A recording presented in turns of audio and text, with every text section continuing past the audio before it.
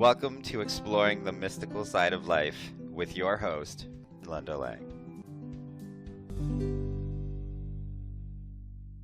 Hi, this is Linda Lang from thoughtchange.com, and I'm here today with Olwen Jennings, channel and spiritual coach. We're going to have a really fun conversation about connecting with your guides. So welcome, Olwen. Thank you very much, Linda. Thank you for having me. Well, it's delightful to have you. You're a channel, and how long have you been channeling? I've been channeling my guides for about 5 years, but I've only been verbally channeling them for about a year and a half. Before that, I would just have ideas or thoughts that weren't mine, and sometimes just downloads of information that I would write down rather than verbally channeling that information. And that was more for me, to help with my own development and sometimes to help clients as well in my intuitive coaching work. So I actually think that's really fascinating, Olwen, because I get messages like that, thoughts that pop in, downloads, automatic writing. So I'm curious how you jumped from that to becoming a verbal channel. Well, I was getting lots of suggestions from my guides that it would be easier for me to just verbally channel rather than writing everything down. And for the clients, it was a purer connection. So the clients would be getting information straight from my guides rather than me overthinking everything. Because sometimes when I get messages from spirit guides, sometimes might question it.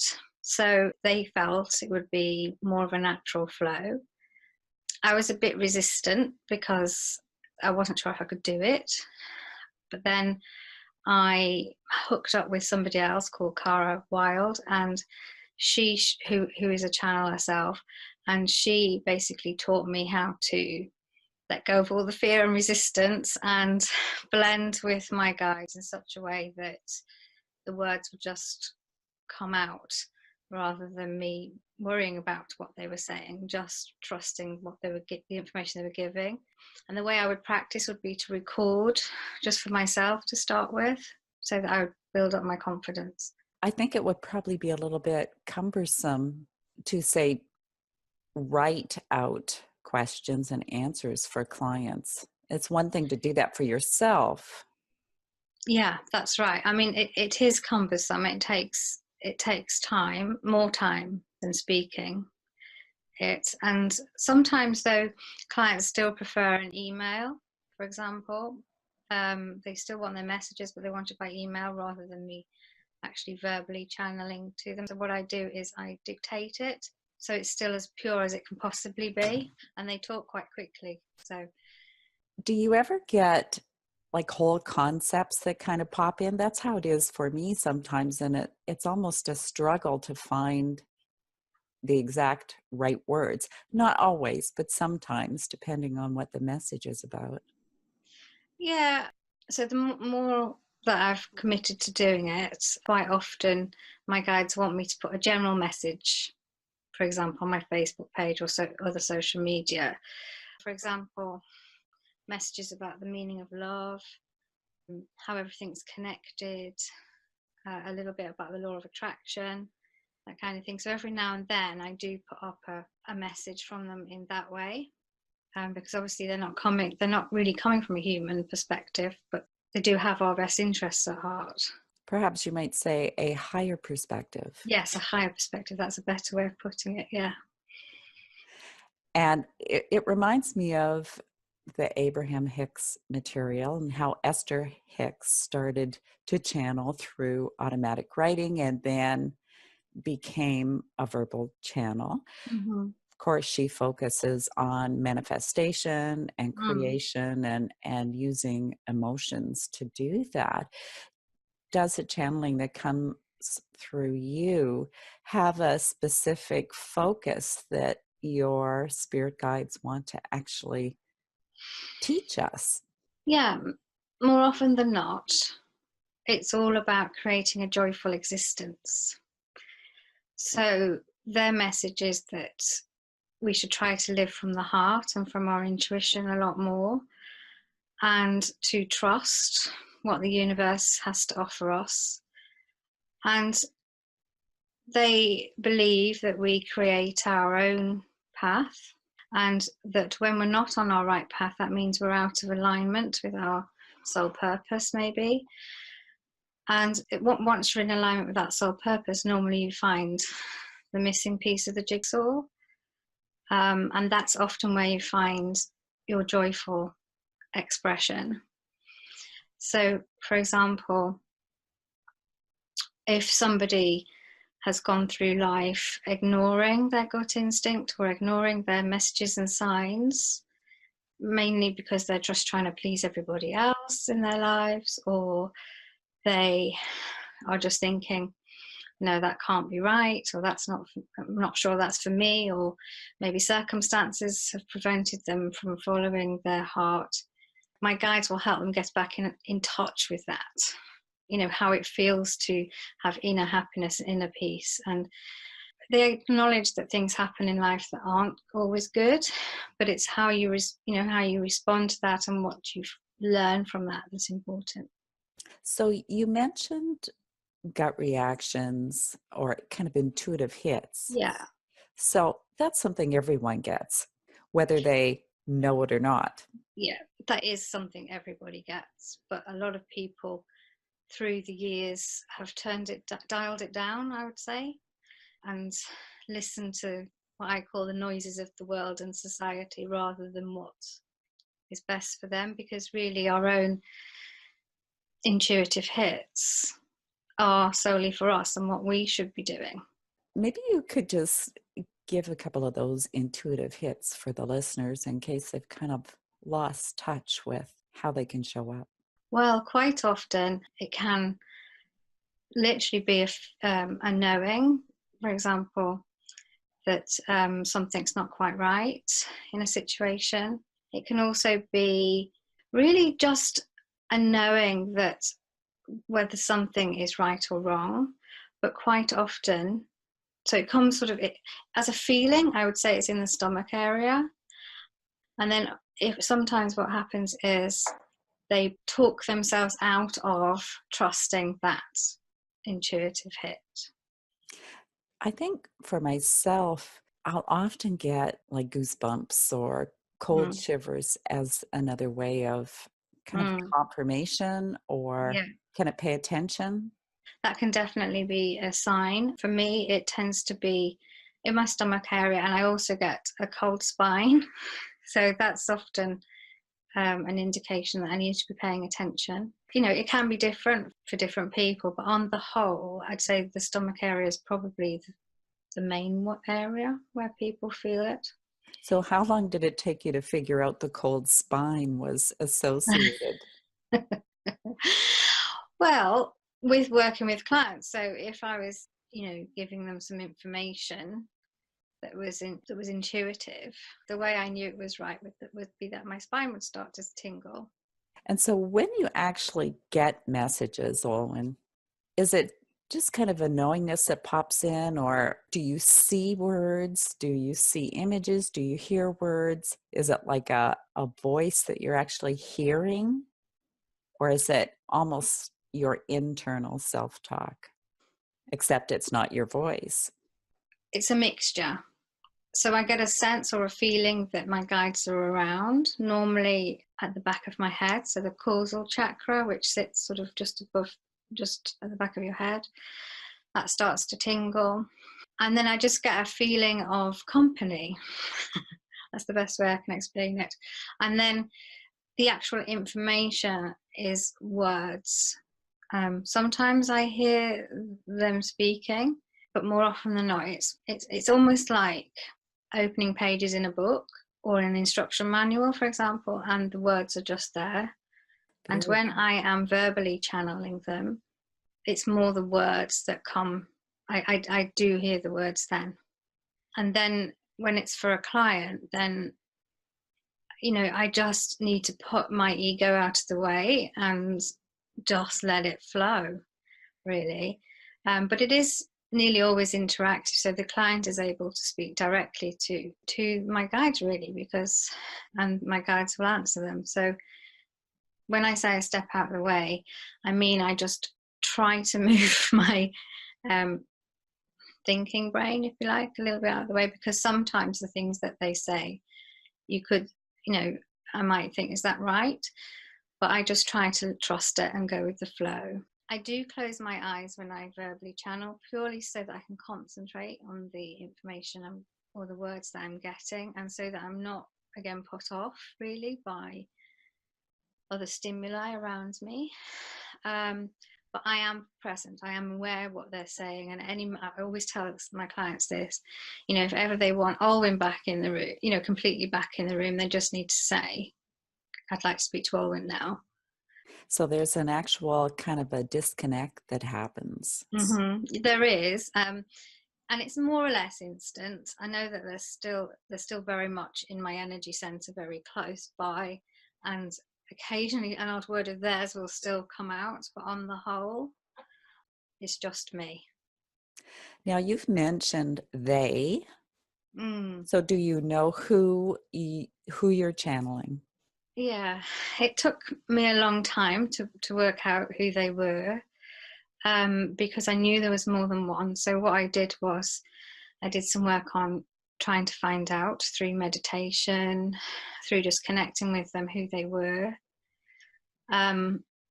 So they call themselves the Meter Collective, and I believe that is because there are a few of them, and it's almost as if they blend their energy together to deliver the messages.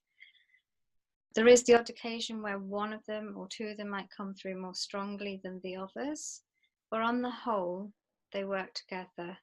And I know that I have some ascended masters. I channel Christ energy. I also channel Mary Magdalene's in there.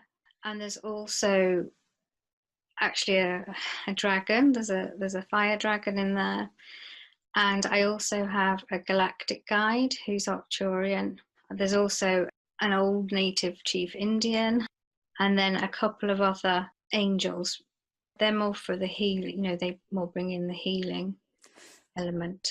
That's quite a mix. It is.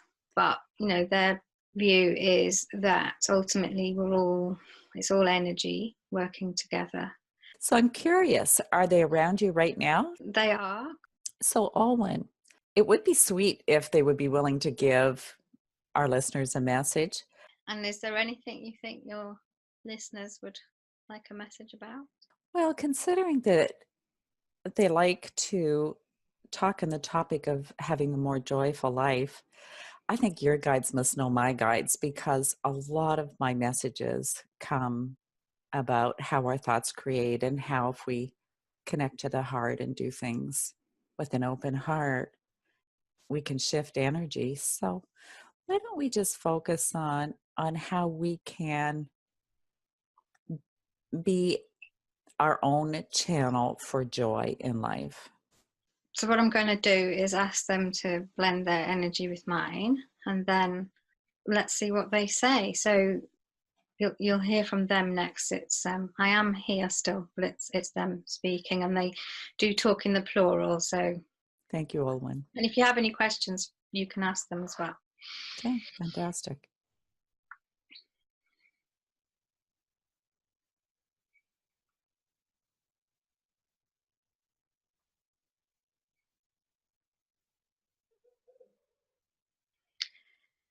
It is a pleasure to be with you today, and we thank you for asking us to give your listeners a message.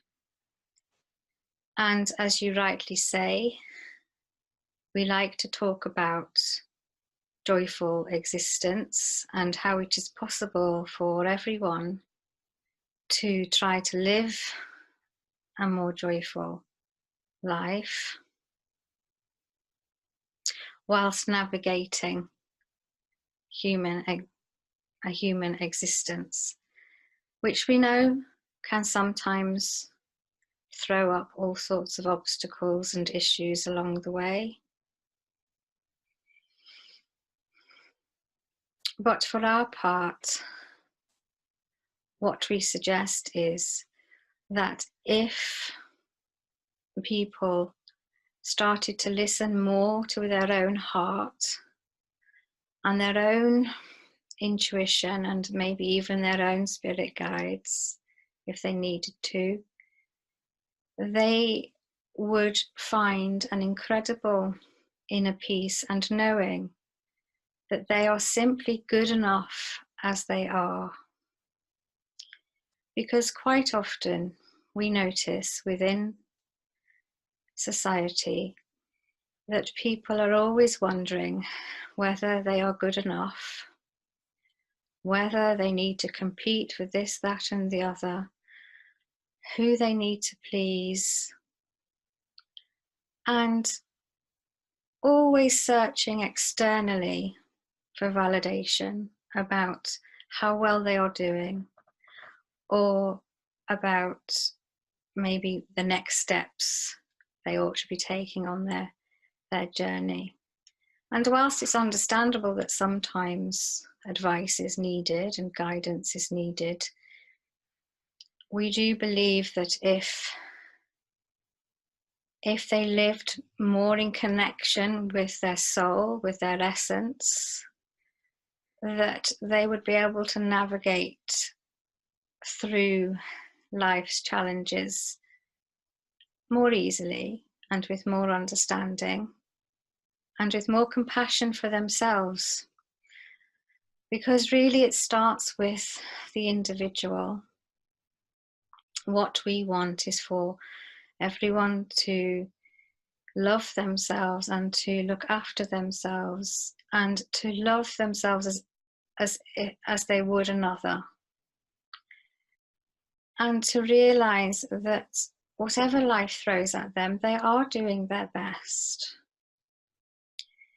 And it's quite often how they react to an issue or problem that enables them to cope with it better.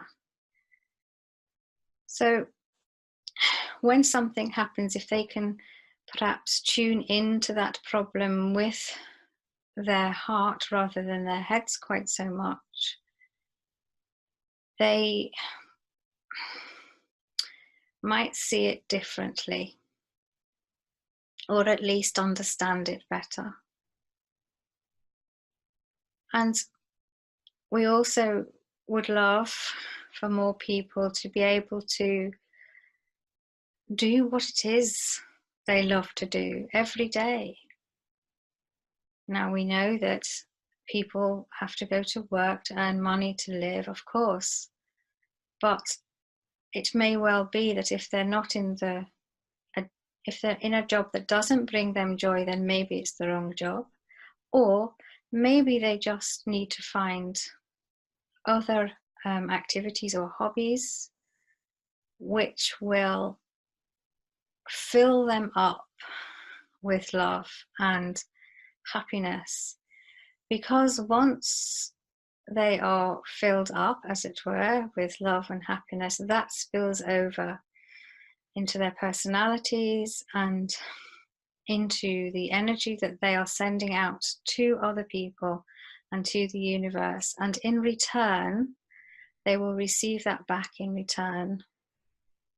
Because if they believe they are not good enough and they go around all day telling themselves they are not good enough, then they will truly believe that. And then they will only attract that type of person that agrees with them, that says, yes, you're right, you're not good enough. So it is all really about self-development and being in touch with your soul, your spirit, your essence, however you want to call it. And to know that everyone has spirit guides from when they were born. And if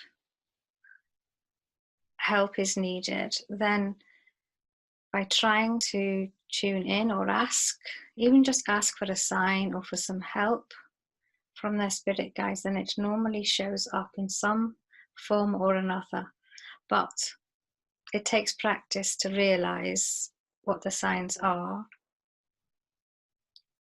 But we do believe it is possible to live a soulful, joyful life and still live and be grounded and do everything that humans enjoy doing in harmony and in cooperation with each other.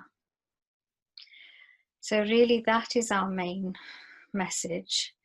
And when Olwen channels us for clients, we try to find what it is that would bring joy to the client at that moment, and what it was maybe that used to bring them joy that they have switched off through maybe life throwing different obstacles their way, which has meant they have come off their joyful soul path. So that is our main aim. We hope that is sufficient for your purposes, unless you have any questions. No, that's perfect. Thank you so much for your message. And we request Olwen come back and play. You're very welcome. Thank you very much. Lovely, lovely. Does it take you a moment to get fully present? Yes, it does. So normally I would just take a drink of water, for example. Well, that's grounding in itself, but also just to stop for a minute. So because there's a higher vibrational energy that's sort of around my head, mainly around my head, that I can feel. So I just need to step out of that slightly. So a moment and a drink of water. So, are we good to go? We're good to go. Thanks. Well, it's almost time to wrap up, but before we do, first of all, it's been absolutely delightful chatting with you today. Thank And I'd love it if we could leave the listeners with maybe some suggestions that they could begin to connect with their own guides. Not that they have to become a channel specifically, but just a way that they could connect with that higher level of guidance to help them navigate their life. Absolutely. They don't have to become a channel to have the benefits of working with their spirit guides. So the best thing to do, if possible, is to find a quiet space where you're not going to be bothered or interrupted. Maybe some nice music playing if you like music, soft lighting, and just relaxing, really relaxing, trying to switch off and imagining a connection. So imagining almost maybe like a telephone line, that might be quite old fashioned, or even a stream of light maybe between you and your guide that connects with your physical self and with your energy body as well. And just ask mentally, you don't have to say anything out loud, just say that you would like to connect with your guide, that you would like to know more about them. Do they have any information for you? And not to worry if you don't hear any words or you don't see anything. But it may well be that even if it's not right then, a little while later you might get a thought that pops out of the blue, or some information that comes your way that makes you realize that that could well be from your guide. And then it just takes practice. So more and more trying to sit quietly and imagining tuning in just to a different frequency and asking your guide for signs or a word or an image or a color, because everybody sees and feels things differently. That's how I would start off. I think it's good to ask questions or ask for Mm, help, assistance. mm. Yes, and there's absolutely nothing wrong with asking for help. In fact, that is what they are there for. But if that seems a bit too much of a jump to start with, then just sort of feeling the way as I suggested can be a start to opening up to it. Oh, fantastic. Thank you again for being here. Olwen, would you like to share your contact information? Yes, okay, thank you.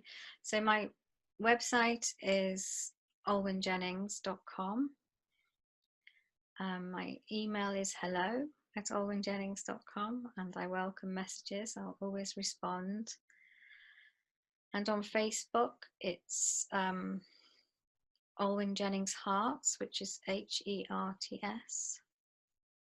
And I'm also on Instagram, just Olwen Jennings. Thank you again for being here. We've had another fantastic episode of Exploring the Mystical Side of Life. Please check out some of our other topics. You'll find me at thoughtchange.com, and you can pick up your copy of my free ebook, Learning to Listen. It's all about accessing your own inner guidance. That's it for this week. Bye for now.